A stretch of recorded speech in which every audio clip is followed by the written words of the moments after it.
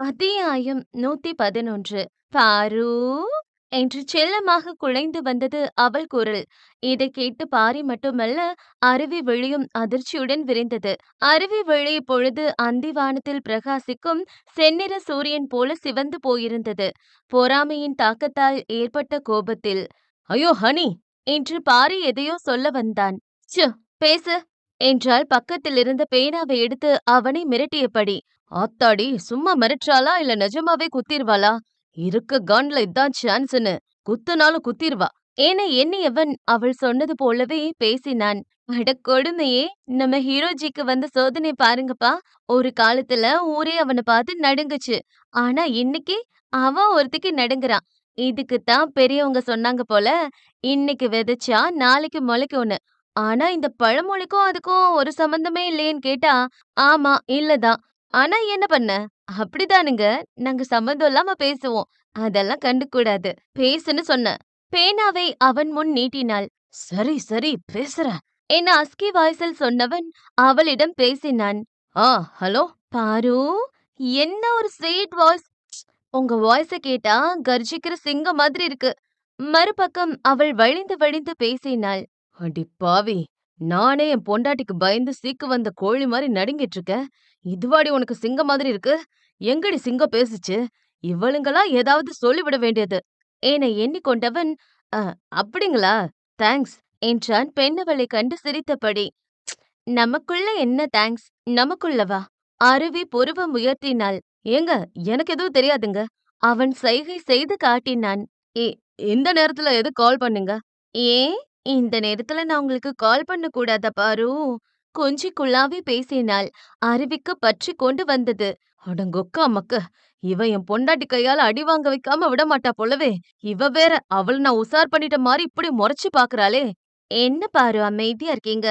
ஏதாவது பேசுங்க பாரு. உங்க வாய்ஸ கேட்கணும் போல இருக்கு பாரு என்று வார்த்தைக்கு வார்த்தை பாரு பாரு என்று இவனுக்கு ஆப்பு வைக்க பாத்தி கட்டி கொண்டிருந்தாள் அந்த பாதகத்தி. யோ, என்னையா? அவ வார்த்தைக்கு வார்த்தை பாரு 5க்கு அப்புறம் 6ன்னு கொஞ்சிட்டு இருக்கா. என்னன்னு கேளியா என்று அருவி ஒரு பக்கம் மிரட்டினாள். நான் என்னடி பண்ணேன்? அவ தாண்டி பேசுறா. எதுக்கு ஃபோன் பண்ணான்னு கேளியா? கேக்குறேன்டி, கேளியா என்ற அந்த பேனாவை அவன் கண்களில் குத்த போனாள். ஏய், குத்திராதடி, கேக்குறேன். சரியான ரவுடி புள்ளைய கட்டிக்கிட்டு ரோதனையா இருக்கு என்று முனகிக் கொண்டான். ஆ, எதுக்குங்க கால் பண்ணீங்க? ஆ, அது அருவி டேப்லெட் சாப்பிட்டாளான்னு கேக்கத்தான். ஓ, அவ சாப்பிட்டா. அவ்வளவுதான். ஃபோன் வைக்கட்டுமா? நீங்க சாப்பிட்டீங்களா? ஆ, சாப்பிட்டேங்க. வைக்கட்டுமா? நான் சாப்பிட்டேனான்னு கேட்க மாட்டீங்களா? சரி, நீங்க சாப்பிட்டீங்களா? சாப்பிட்டேன். சரி, அப்போ நான் வைக்கட்டுமா? என்னங்க நீங்க ஃபோன வைக்கிறதுலயே ஆர்வமா இருக்கீங்க? ஆசையா 2 வார்த்தை பேச மாட்டீங்களா? ஆசையாவா? அருவி புருவம் இன்னும் உயர்ந்தது. அடி, அவ தாண்டி சொன்னா. நான் எங்கடி சொன்னேன்? அருவி முறைத்து பார்த்தாள். நைட்டு முழுக்க தூக்கமே வரலங்க. என்னங்க பண்ண? பாரி திருதிருவென்று முழித்தான். அ, அதை ஏன் என்கிட்ட கேக்குறீங்க? நீங்க டாக்டர் தானே? என்றான் கொஞ்சம் ஜெர்க்காகி. காய்ச்சல், தலைவலினா டேப்லெட் போட்டுக்கலாம். ஆனா இது அந்த மாதிரி இல்லையே. வேற மாதிரி என்றாள் ஒரு மார்க்கமாக. வேற மாதிரினா எந்த மாதிரி? பாரி மட்டுமல்ல, அருவியும் ஆர்வமாக எதிர்பார்த்தாள். அவள் என்ன சொல்லப் போகிறாள் என்று. அது அது வந்து வந்து எ- எனக்கு உங்களுக்கு உங்க மேல என் மேல உங்க மேல என்றவள் மேற்கொண்டு பேசும் முன் அவள் போன் சார்ஜ் இல்லாமல் சுவிட்ச் ஆஃப் ஆனது. ஆத்தாடி, நல்ல வேளை கட் ஆயிருச்சு என்று பெருமூச்சு விட்டு கொண்டவன் திரும்பி அவன் ஆசை பொண்டாட்டி முகத்தை பார்க்க கையில் சூலாயுதம் மட்டும்தான் இல்லை. மற்றபடி அந்த காளி தேவி அம்மனை போல் படுருத்திரமாக காட்சியளித்தாள் அருவி. செல்லம், எனக்கும் அதுக்கும் எந்த சம்மந்தமும் இல்லடி. எதுனாலும் பேசி தீர்த்துக்கலாம், சொன்னா கேளுடி என்று மெல்ல மெல்ல பின்னால் சென்றவன் மீது அங்கிருந்த பொருளையெல்லாம் தூக்கி வீசினாள் பெண்ணவள். ஓடாத, நில்லுடா, நில்லுடான்னு சொல்றல்ல. அவள் ஒவ்வொரு பொருளாய் அவன் மீது வீசி அடித்தபடி கத்திக் கொண்டிருந்தாள். மாட்ட, நீ நின்னா நீ அடிப்ப. நிக்கலைனால் நான் அடிப்பேன். டேய் பொறுக்கி, ஒண்ணு வச்சு சமாளிக்கவே உனக்கு வழி இல்ல. இதுல இன்னொரு சக்காலத்து கேக்குதா? சக்காலத்தியா? இருந்தா நல்லாதான் இருக்கும். அவனுக்கு வாய் சும்மா இருக்காது போலும். ஓஹோ, உனக்கு அந்த ஆசை வேற இருக்கா? தைரியம் இருந்தா நின்னு பேசுடா என்று அவளுக்கு கோபம் தாளவில்லை. போடி என்கிட்ட. இதுக்கு உன் நொண்ணனே பரவால்ல போல. அவன விட வெறித்தனமா அடிக்கிற என பயம் கொள்வது போல் நடித்தவன் வெளியே வந்து மூச்சு வாங்கினான். அந்த அடியெல்லாம் அப்படி ஒன்றும் அவனுக்கு வலித்து விடவில்லைதான். ஆனாலும் பிடித்தது இந்த சண்டை. இப்படியாவது அவள் தன்னுடன் பேசுவதே அவனுக்கு நிம்மதி. ஷபா! ஆனாலும் நம்ம பொண்டாட்டி கொஞ்சம் ஸ்ட்ராங் தான். லைட்டா வலிக்கிற மாதிரி தான் இருக்கு. என விம்மி விம்மி வெளியேறினான். அந்த அதிகாலை நேரம் சூரிய பகவான் செவ்வனே தன் வேலையை செய்து கொண்டிருக்க, போர்வையை விட்டு வெளியே வரலாமா வேண்டாமா என்று தயங்கி தயங்கி தலையை வெளியே விட்டு எட்டி பார்த்தாள் மீனாட்சி. நேற்று அவள் கழுத்தில் தாலி கட்டிய புண்ணியவான் அவளை படுத்தி விட்டானே, அதுதான் இந்த தயக்கம். ஏய், நீங்க நினைக்கிற மாதிரி ஒண்ணும் இல்ல. உடனே உங்க மைண்ட் அங்கே போயிரும். எல்லாம் சும்மா சின்ன சீண்டும் விளையாட்டு தான். நேற்று இரவு அவளை நெருங்கி முத்தமிடுவது போல் வந்தவன் நூலிழையில் விலகினான். அவன் தன்னை முத்தமிடத்தான் போகிறான் என எண்ணி கண்மூடிக் கொண்டவள் அவன் விலகல் கண்டு புரியாது பார்த்தாள். பயந்துட்டீங்களா? அவள் நக்கலாக இதழ் வளைத்தாள். அது பயம் இல்லை. ஆனால் எதிர்பார்ப்போ அவளுக்குத்தான் தெரியும். இன்னைக்கு கொடுக்கல. ஆனா எப்பவுமே கொடுக்க மாட்டேன்னு இல்ல. நாளையில இருந்து நான் தான் உங்கள ஸ்கூல் கூட்டிட்டு போவேன், கூட்டிட்டு வருவேன். மிரட்டலா இல்ல. லவ்ல சொல்றேன். காலையில வெயிட் பண்ணுவேன். இப்ப போய் தூங்குங்க. என அத்துடன் அவளை தொந்தரவு செய்ய விரும்பாதவன் மாடிக்கு காத்து வாங்க சென்றான். அப்பொழுதுதான் அங்கே தன் தங்கையை கண்டான். உறங்கு என்று அவன் சாதாரணமாய் சொல்லி சென்று விட்டான். ஆனால் அவளுக்குத்தான் உறக்கம் என்பது எட்டாக்கனியாய் போனது. எப்பொழுது விடியும் என்று இரவு காத்த கிளி போல் காத்திருந்தவள் இதோ எழுந்து அவளின் வழக்கமான வேலைகளை செய்ய தயாரானாள். வழக்கம் போல் மாறன் அறையில் இல்லை. அதிகாலை அவளுக்கு முன் எழும் பழக்கம் கொண்டவன் இன்றும் அதிகாலையே எழுந்து சென்று விட்டான் போலும். இவர் சொன்னா நம்ம கேட்கணுமோ? மனதோடு எண்ணிக்கொண்டவள் குளித்து முடித்து அவள் துணியை காய போட மாடிக்கு சென்றாள். அங்குதான் மாறன் வெறும் கைலி மட்டும் அணிந்து கொண்டு புஷ்அப் எடுத்து கொண்டிருந்தான். அந்த அதிகாலை வெயிலாலும் தீவிரமான உடற்பயிற்சி விளைவாலும் அவன் உடலெங்கும் குற்றாலருவி போல வியர்வை துளி அரும்பி ஓடியது. துணியை காய போட வந்த டீச்சர் அம்மாவோ வந்த வேலையை விட்டு கணவனின் உடல் பயிற்சியை இல்ல அப்படின்னு சொல்ல முடியாது. ஏன்னா அவன் பண்ண உடற்பயிற்சிய அவ பார்த்தான்னு சொல்றத விட அவ உடம்ப பார்த்தான்னு தான் சொல்லணும். அவன் அகன்ற தோள்களும் உறுதியான மார்பும் அவள் கவனத்தை ஈர்த்தது. ஒவ்வொரு அசைவிலும் தசைகள் விரிந்து சுருங்கி கட்டுக்கோப்பாக எடுத்து காட்டியது. அந்த வியர்வை துளிகள் முத்து முத்தாக மின்ன அது அவன் உழைப்பின் அளவை சொன்னது. அவன் ஒன்றும் ஆயிரக்கணக்கில் செலவு செய்து ஜிம் செல்லும் ஆளில்லை. கடின உழைப்பால் தன் உடலை இப்படி கட்டுக்கோப்பாக வைத்திருக்கிறான். அவன் ஒவ்வொரு முறை புஷ்அப் எடுக்கும் பொழுதும் அவன் தேகத்தில் இருந்து விழும் வியர்வை துளி அந்த தரையை அல்ல, அவளைத்தான் கரைத்து கொண்டிருந்தது.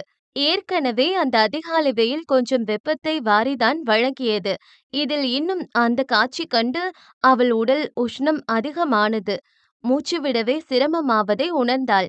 அந்த இடம் விட்டு விலக சொல்லி மனம் எச்சரிக்க கோவல் விடுத்தாலும் விலகி செல்ல மனம்தான் இடம் தரவில்லை. கொண்டு வந்தது என்னவோ ஒரு துப்பட்டாவும் சுடிதாரும் தான். அதில் கூடுதலாக ஒரு உள்ளாடை. இதை பிழிந்து காய போடத்தான் அவளுக்கு இத்தனை நேரம் தேவைப்பட்டது. அந்த துப்பட்டாவை பிழிந்து அவள் உதறும் பொழுது அந்த தண்ணீர் துளி அங்கே புஷ்அப் எடுத்து கொண்டிருந்த மாறன் மீது வந்து பட்டு அவன் தலையை மட்டும் திரும்பி பார்த்தான். சூரிய ஒளி அவன் கண்ணை கூசி சென்றது. ஒற்றை கண்ணை மூடி ஒரு கண்ணால் மட்டும் பார்த்தான். அதில் முதலில் தெரிந்தது என்னவோ முத்து கொலுசு இடம்பெற்ற கணுக்கால்தான். கூடுதலாக மெட்டியும். பார்வையை கொஞ்சம் மேலே உயர்த்தினான். அந்த காட்டன் சேலை அள்ளி இடையில் சொருவி இருந்தாலோ என்னவோ அவள் வாழைத்தண்டு கால்கள் பளிச்சிட்டு மின்னியது. பார்வையை இன்னும் கொஞ்சம் கூடுதலாக உயர்த்தினான்.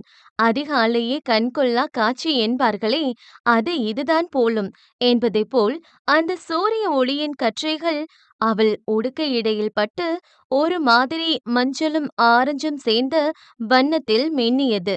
காலையில இப்படி ஒரு தெய்வீக காட்சியா? அந்த மீசைக்காரன் இதழ் மில்லிமீட்டர் விரிந்து செல்ல அவன் ஒன்றும் வாய்க்குள் முணுமுணுத்துக் கொள்ளவில்லை. சற்று சத்தமாகவே தான் சொல்லிவிட்டான். அது அந்த கன்னிக்கும் கேட்டுவிட்டது. என்ன சொல்றாரு என்று அவன் பார்வை சென்ற இடத்தை கண்டவள் பட்டன இடுப்பு சேலை ஒதுக்கிவிட்டாள் அவசரமாக. அந்த மீசைக்காரன் இதழ் மீண்டும் குறும்புடன் விரிந்தது. தாவி குதித்து எழுந்தவன் அவளை நோக்கி நடந்தான். தூரம் என்னவோ 6 அடிதான். ஆனால் அது கூட நீளமாய் தோன்றியது. மெல்ல அவளை நெருங்கி நின்றவன் அந்த மாடி திண்டில் கை வைத்து அவளை நகர விடாதபடி அணை கட்டினான். அவள் மை தீட்டாத விழிகள் வெயிலின் தாக்கத்தாலோ இல்லை அவளுக்குள் உண்டான கூச்சத்தாலோ அவன் விழிகளை பார்க்க மறுத்து தாழ்ந்து கொண்டது பட்டன. ஹே டீச்சரம்மா! வேர்வை துளிகளுடன் சட்டையில்லா மேனியுடன் நின்றவன் பார்வை தேனை சுற்றும் வண்டாய் அவளை சுற்றி வட்டமிட்டது. அந்த குரலில் ஒரு வசீகரம் எப்பொழுதும் இல்லா அளவு இன்று கொஞ்சம் மெருகேறியது போல் தோன்றியது. அவள் தலை நிமிரவில்லை. அவள் இதழ்களில் இன்னும் கொஞ்சம் புன்னகை கூடி போனது அவள் செய்கை கண்டு. அவள் இமைகள் படபடத்தது. அவள் உதடு துடித்தது. அவள் நாசி துவாரம் வழியாக காற்று சற்று அதிகமாக வெளியேறிக் கொண்டிருந்தது. அவள் கைகள் அந்த சேலையை இறுக்கி பிடித்தது. அவனுக்கு தெளிவாக புரிந்தது அவள் வெட்கப்படுகிறாள் என்று. கூடுதலாக கொஞ்சம் பதட்டமும் தான். அவள் பிடி இன்னும் கொஞ்சம் இறுக்கமானது. சைட் அடிச்சியாடி? அந்த வசீகரத்தை குரலில் மெருகூட்டி கேட்டவனைக் கண்டு எந்த பெண்ணும் சொக்கித்தான் போக வேண்டும். நீ கலக்குப்பா மாறா. யாரு சாமி உனக்கு ரொமான்ஸ் வராதுன்னு சொன்னது? பையனும் ரொமான்டிக் ஆள்தான்ப்பா. அத்தியாயம் 112. அவள் பழைய மீனாட்சியாக இருந்திருந்தால் அவன் கண்ணும் சிவக்கும்படி நாளு கொடுத்திருப்பாள். ஆனால் வலுவிழந்த வேலம் போல் ஆனது பெண்ணவள் நிலை. பதில் சொல்டி, சைட் அடிச்சியா என்றவனின் இதழில் மட்டுமல்ல வெளியிலும் கூட அதே குறும்புதான். "இ- இ- இ- இ- இல்ல" என்றால் 3 எழுத்துக்கே 300 தடவை திணறி. அப்படியா? ஆனா இல்லன்னு உன் வாய்தான் சொல்லுது. கண்ணு வேற என்னமோ சொல்லுதே என்றான் ஒரு மாதிரி மார்க்கமாய். "இ இ- என்ன சொல்லுது?" அவள் தொண்டைக் குழியில் ஏறி இறங்கியது உமிழ்நீர். ஆ, உன் உடம்புல சிந்து நீர் மாதிரி ஓடுற வியர்வை முத்த என் முந்தான கொண்டு துடைக்கிற வாய்ப்பு கிடைக்காதான்னு கேக்குற மாதிரி இருக்கே என்றான் மயக்கும் புன்னகையால். நிஜமாய் அவள் இந்த நொடி வரை அதை பற்றி யோசிக்கவில்லை. ஆனால் அவன் சொன்ன நொடியே அவள் அலைபாயும் மனம் அதை யோசித்ததும் உண்மை. அவள் தளர்ந்திருந்த விழிகள் படபடப்புடன் அந்த காட்சியை கண்கள் மூடி யோசித்தும் பார்த்துவிட்டது. அவள் கண் மூடிய தருணம் அவள் இடையில் சொருவி வைத்திருந்த முந்தானையில் பதிந்தது அந்த மெக்கானிக் கைகள். கைகள் கூட அல்ல, அவன் சுண்டு விரல் மட்டும்தான் அவள் இடையே உரசி சென்றது. அதற்கே பட்டன கண் விழித்தவளின் கண்கள் அதிர்ச்சியுடன் உயர்ந்தது. அவன் அசரவில்லை, கலங்கவில்லை. அவள்தான் மிரண்டாள். அவன் கண்களை சந்திக்க முடியாமல் துடித்தாள். அவள் முந்தானை அவன் கரங்களில். என்ன செய்ய போகிறான்? துடித்தது அவள் மனம். அவன் இன்னும் அவளை உரசும்படி நின்றான். தப்பிக்க ஒரு பக்கம் வழி கிடைத்தது. ஆனால் முந்தானை அவன் கரங்களில் அல்லவோ சிக்கி தவித்தது. விலகி சென்றால் விலகப் போவது அவள் மானமும் தான். அவள் கரம் அன்னிச்சையாக தோள்பட்டையில் சரிந்து விழ தயாராக இருந்து சேலை முந்தானையை தாங்கி பிடித்தது. எனக்கு பார்க்க உரிமல்லையா என்றபடி அவன் பார்வை உயர்ந்தது. அவன் வாய்விட்டு சொல்லாவிடனும் கூட அந்த பார்வையின் அர்த்தம் அவளுக்கு உணர்த்திவிட்டது. டிவோர்ஸ் கொடுத்தவருக்கு எப்படி உரிமை வரும்? அவளும் சொல்லவில்லை. ஆனால் பார்வையால் உணர்த்தியிருந்தாள். ஆமா, தப்பு பண்ணிட்டேன்தான். அதுக்கு மன்னிப்பே இல்லையா என கண்களாலேயே மன்னிப்பு கோரியவன் அவள் முந்தானையைக் கொண்டு அவன் நெற்றியில் வடிந்து ஓடிய வியர்வை துளிகளை துடைத்தான். அவள் விலகி செல்ல முற்படவும் இல்லை, அதற்கவன் வழிவிடவும் இல்லை. அவன் வியர்வை துளிகளை இப்போது அவள் சேலை தத்தெடுத்து கொண்டது. அட பாவமே! அழகா குளிச்சு ரெடியாகி வந்த பிள்ளைய அழுக்கு பண்ணிட்டான் அந்த ஹீரோ பையன். நிழலில் பிம்பம் தெரிவதில்லை. அதுபோல பெண் மனதையும் யாராலும் அறிய முடிவதில்லை. அவன் நெருக்கம் கொஞ்சம் கொஞ்சமாக அவளை கரைத்தது. அதை பெண்ணவள் விரும்பவில்லை. அவன் கொடுத்த காயத்தின் அளவு அந்த மரியானா அகழை விட ஆழமாய் தோன்றியது அவளுக்கு. அதை அவனின் சிறு தொடுதலுக்கே மறந்து விடுவாளா என்ன? ஆனால் இன்னும் கொஞ்சம் நேரம் அவன் அருகாமை நீடித்தால் அவன் கொடுத்த வலியை மனம் மறந்து விடுமோ என பயம் உண்டானது. அவள் காதோறும் கூடுதலாய் எட்டி பார்த்த பூனை முடியில் அவன் ஆண்மை தடுமாறியது. அதை அவள் காதோறும் விலக்கிவிட சொல்லி துடித்தது மனம். அவன் கரம் அவள் காதை நோக்கி நகர்ந்தது. அவள் அகம் தீண்டு துடித்தது. மில்லிமீட்டர் இடைவெளியில் அவன் கரம் அந்தரத்தில் நின்றது. அவன் மார்பில் கரம் பதித்து அவனை விலக்கி வைத்தவள் அங்கிருந்து ஓட முற்பட்டாள். அவன் நினைத்தால் தடுத்திருக்கலாம். ஆனால் அவன் தடுக்கவில்லை. அவன் கைகளில் சிக்கியிருந்த முந்தானை காற்றில் பறந்தது. என் நெருக்கம் உன் கோபத்த உடைச்சிரும்னு பயமா? படிக்கட்டுகளில் இறங்கியவளின் கால்கள் அவன் வார்த்தை கேட்டு ஒரு நொடி நிதானித்தது.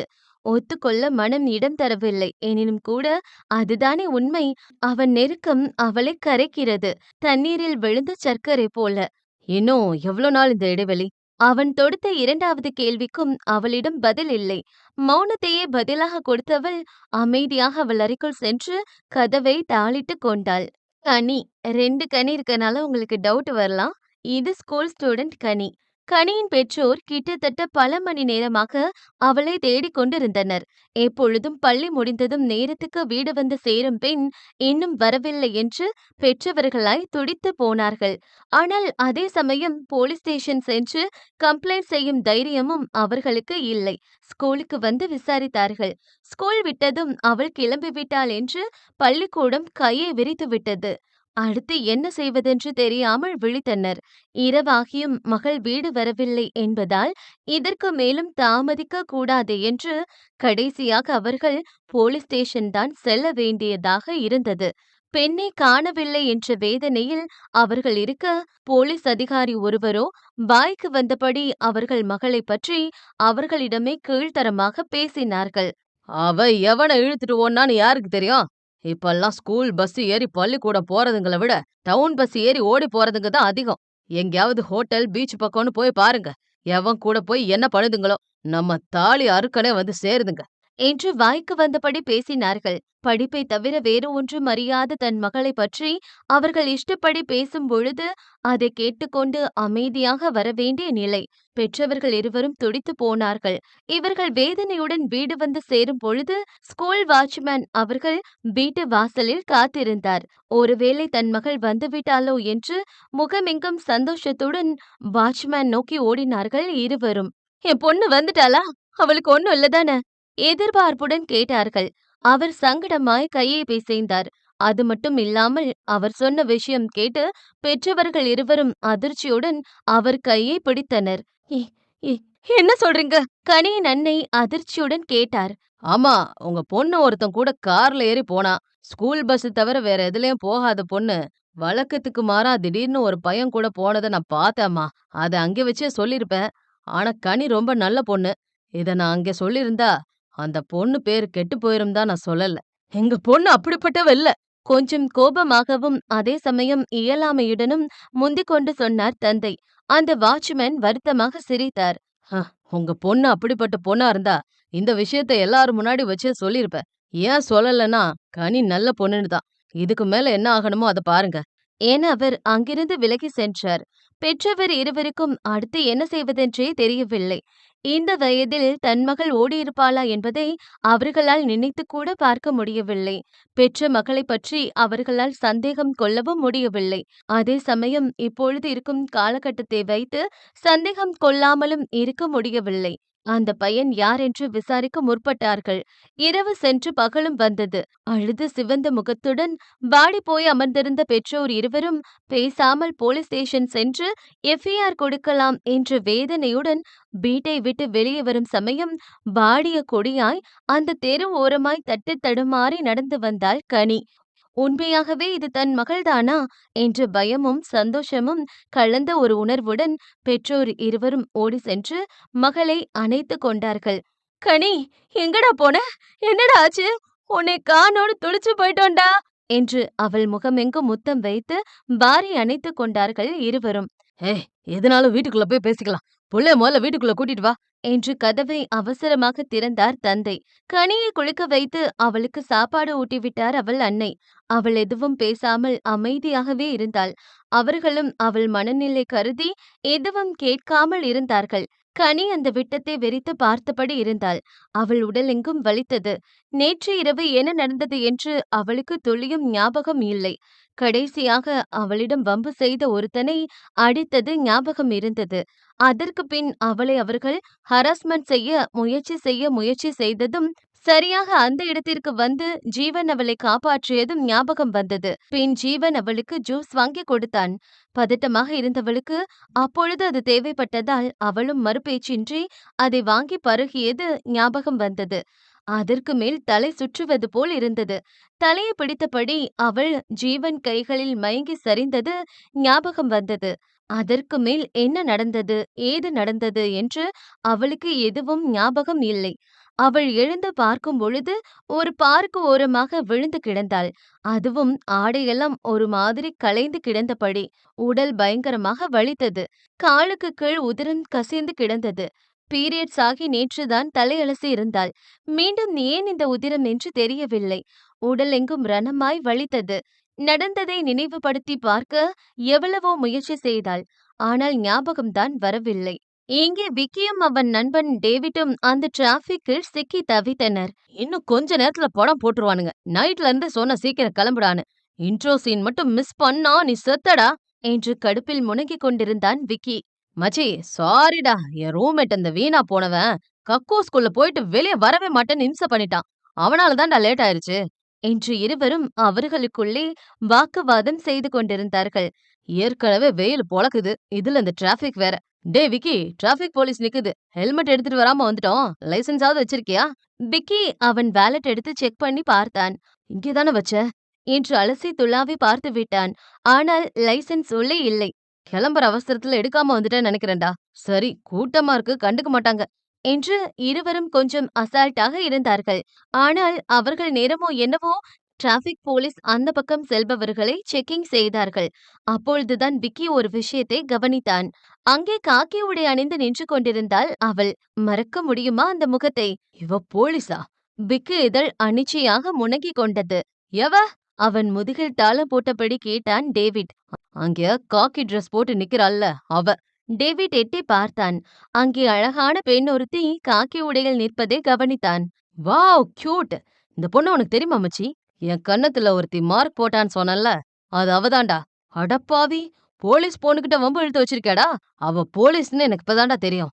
அது மட்டும் இல்ல, அன்னைக்கு என் மேல தப்பே இல்ல. திமிர் புடிச்சவ அவளாதான்டா பிரச்சனை பண்ணா. அடே, அவ மேலே தப்பு இருந்தாலும் இந்த உலகம் நம்மள தான்டா வச்சு வெளுக்கும். அதுவும் அந்த பொண்ணு போலீஸ் வேற. இன்னைக்கு பொளக்க போறா நம்மள. அவளுக்கு உன் மூஞ்சி ஞாபகம் இருக்க கூடாதுன்னு ப்ரே பண்ணிக்கோ மச்சி. அதே நேரம் ஜெனிஃபர் என நேம் போர்டை நெஞ்சில் ஏந்தியிருந்த அந்த காக்கி யூனிஃபார்ம் போட்ட பெண்ணும் சரியாக இவனை கவனித்து விட்டாள். ஏற்கனவே கொதிக்கும் எண்ணெய் சட்டியில் கால் வைத்தாற்போல் கடுகடுவென இருக்கும் அவள் முகம் இப்பொழுது கொந்தளிக்கும் எரிமலை போல் சிவந்தது. என்னாச்சு ஜெனி? அவள் உடன் வேலை செய்யும் ஒருவன் அவள் முக மாறுதலை கவனித்து விட்டான். அன்னைக்கு என்கிட்ட பிரச்சனை பண்ணான்னு சொன்னல ஒரு பொறுக்கி, அவன் இங்கதான் இருக்கான். அவன் இன்னைக்கு இங்க இருந்து போகவே கூடாது என அவனை முறைத்து பார்த்தபடி சொன்னாள். சொல்லிட்டல்ல, இனி நான் பாத்துக்கிறேன் என்றான் அந்த போலீஸ்காரன்.